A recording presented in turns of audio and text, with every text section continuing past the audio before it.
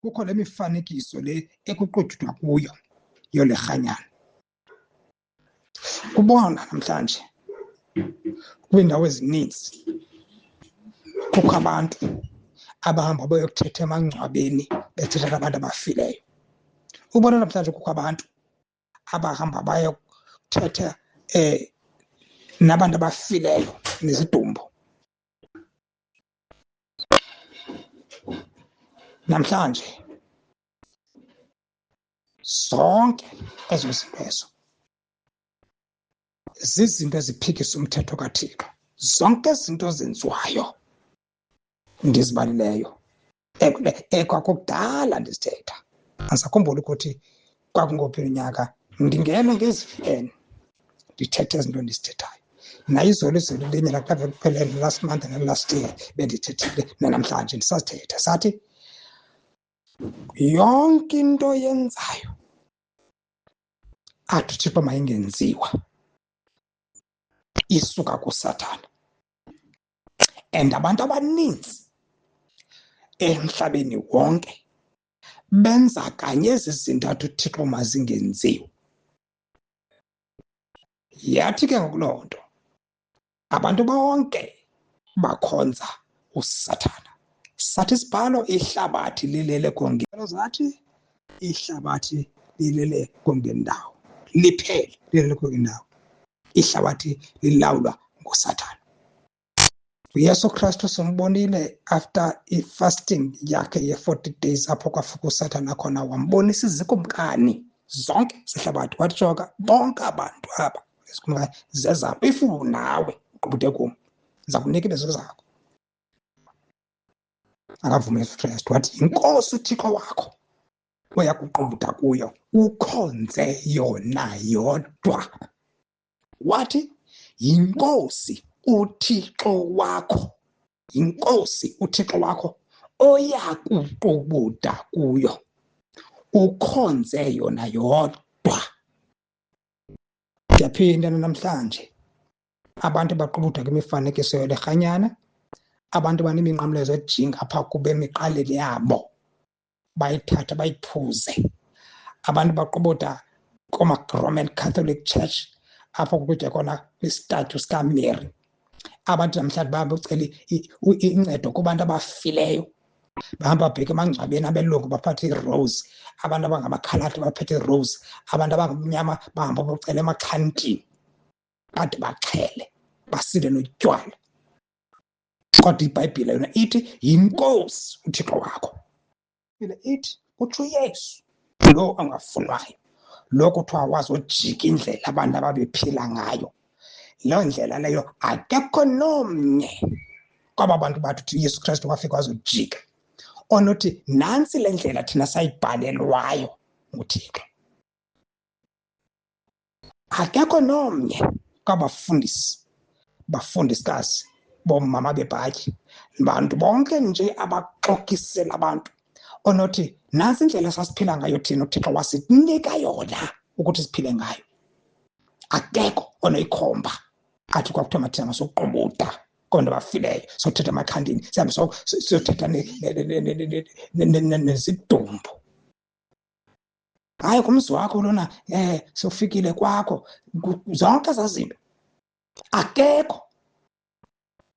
Imfundiso kusuka kuSathane, imfundiso yakhiwa apha esithubeni ekhiwa apha emoyeni, kuqhaphugqiwe imfundiso ongasoze kubekho nomnye, not a single person ozawuvela athi nansi le nto lena thina senze ngolu hlobo, nansi le ndlela thina uThixo wasinikayo nokuthi simkhonze siyikota kwiDeuteronomy 18.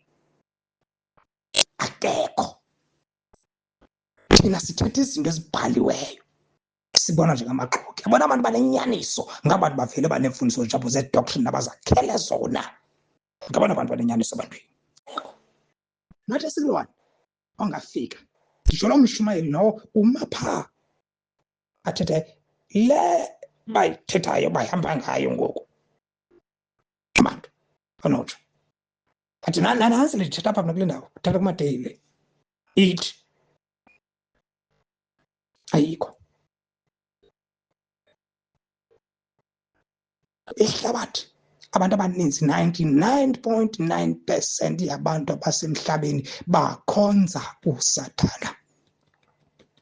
Singayibalekela leyo nto, siyikhonshele sibize nge-bombastic words kuba sikhonshile. Saye eBible school, safundiswa kanye ngabafundisi abaye eBible school, sabathatha laa nto bayifundiswa eBible school sathi yiyo. Ngoba abantu basezicaweni, mistake yokuthi umfundisi wami ufundile, umfundisi wethu thina. Yile eBible school, uyihlale 5 years yakhe. Hlele 5 years emkhathini, efundiswa imfundiso zamadimoni. Ukuthi lezo mfundiso zamadimoni azozikhuphela kuni nife nibheke esogwini ngoba nikhonza uSathana. Lezo mfundiso zemfundiso esuka kuSathana.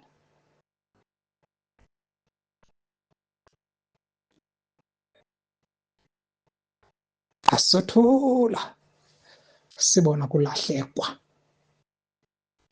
le ongayifumenanga pha kulandlu isisigqubo sikaSathana.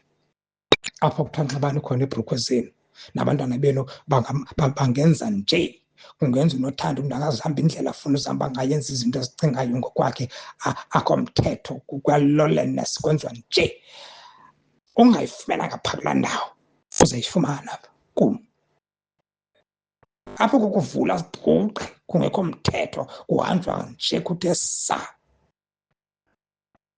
Zibalele wena ke ngokuva apha ngoku ukuthi uThixo ukuthandile, yinceba yakhe le kuwe. Uzozazi izinto ongazivanga kulaa four corners, apho kume khona uSathane epulpiti, apho khona egeyithini ungena kukho amadimoni agadileyo abhala amagama enu nina abantu bayokhonza uSathana. Ngoba ezicaweni apho kwenza ukuthanda komntu kukho amadimoni. Andisoze ndifihle loo nto, kukho amadimoni, kukho uSathana. Kuyahlekwa kumnandi ngamadimoni ngoba kukhonzwa wona. Amen. Mandiphinde ndiyibethelele le ndawo. Lo wena ohamba ngemithetho yakhe, omamela yena, owenza ukuthanda kwakhe, inkosi yakho. Zonke ezi zinto abantu bazenzayo zingafunwayo nguThixo, bazenziwa nguSathana. Inkosi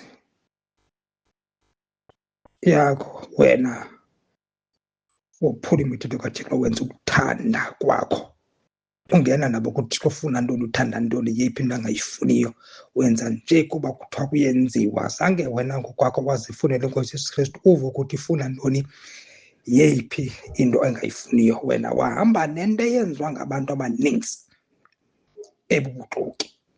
Nalapho ke nditshilo ndathi izolonke lilele kuSathana. Wonke umntu alapha emhlabeni 99.9% yabantu ilawulwa nguSathana. Nawe wafika wena wahamba naloo nto. Inkosi yakho nguSathana. Le verse lena ithi unyana uyambeka uyise, umkhonzi uyayihlonela inkosi yakhe. Umkhonzi uyayihlonela inkosi yakhe. Ithi umkhonzi uyayihlonela inkosi yakhe. Iyayibonisa ukuthi uyabona njengoba sifika nelizwi likaThixo singathethi izinto zasezicaweni zethu sisithi uThixo uthi, abantu banyevule, abantu bathi asuka akho loo nto, thina sizawufuna ezithi bamba naYehova nababambani nam. Ezi zona zithi hayi, ezi zona sokuthi sophila kanje asifuna ukuzibona zizinto zecawa zenu. Sibe sikota iBhayibhile le bayinkonya bayifaka emakhwapheni, bayifaka kwiipesi zabo, bayiphathe benxiba amatayi abomvu namhlophe nezilokhwe ezinde. Oomama bakhona benxibe abanye babo iiyunifomu ezimaruni nezibomvu nezikaki, nazo zonke ezi yunifomu nezimhlophe zasepostini bezinxibile.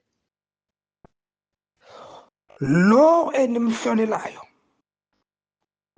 lo yena othi ayikho le nto ibhalwe apha, yinkosi yenu. Ithi vese umkhonzi uyayihlonela inkosi yakhe. Inkosi efike yaguqula ilizwi likaThixo nguSathana, yile abantu bahamba ngayo bayihlonelayo. Nditshilo nathi ukukhonza, ukuhamba ngemimiselo nemithetho yale nkosi. Uthi wena ikhonza, abantu bahlonela uSathana. Ithi ukuba ndinguyihlo, kuphi na ke ukubekwa kwam? Ukuba uThixo nguyihlo wenu, njengoba nisitsho, kuthiwa nini? Hayi uThixo, hayi ndiyathandaza before ndilale mna, ndiyathandaza before ndivuke ebhedini, ndiyathandazela ngo-12 o'clock mna.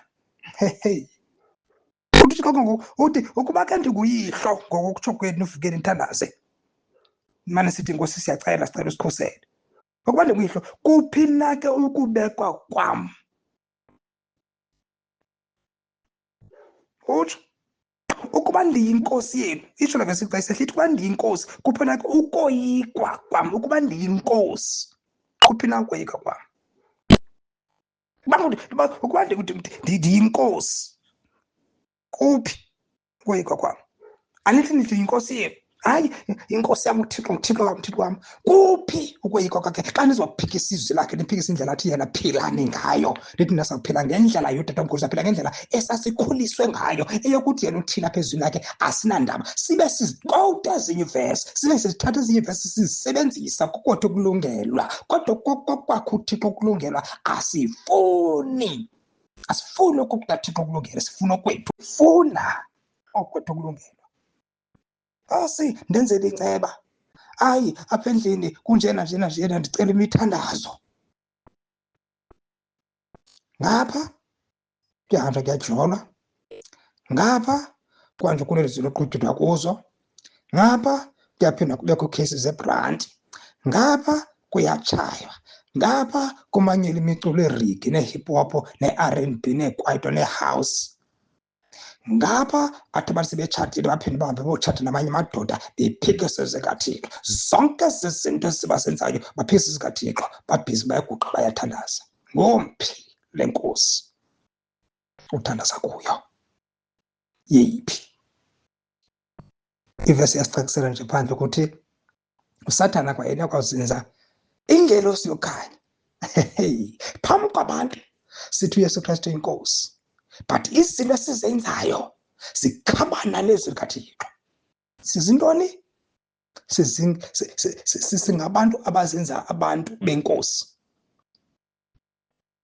Ndizayicacisa phandle. Ile vesi uSathana nayo zenza ingelosi yokukhanya. Phakathi kwabantu sibonakala njengabantu bokukhanya, kodwa thina ngokunokwa siyazazi ukuthi sisebenzele bomnyameni ngoba izwi likaThixo silifuni.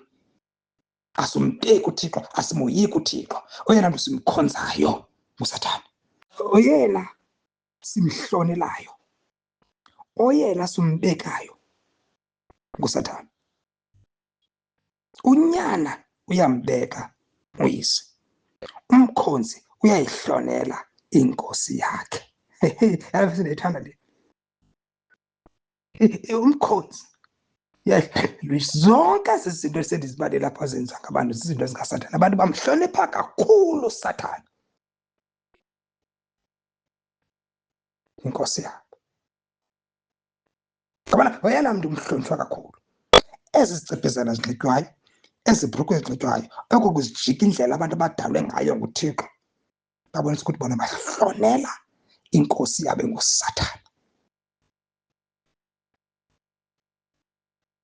Yonke le mpilo iphilwayo, yonke le yobu-lesbian nobu-gay, zonke izinto ezenziwayo zokutshiza ngeempepho nangazo zonke into kutshiswa ngazo ngetywala ngaoyile, nazo zonke zezinto zibonisa ukuthi wena uphantsi kobukumkani bobumnyama, ngoba uThixo ezila kufuna kukhonzwe yena, kunqule yena. Nditshilo ndathi uthe uYesu Kristu yinkosi, uThixo wakho oya kuqubutha kuye, ukhonze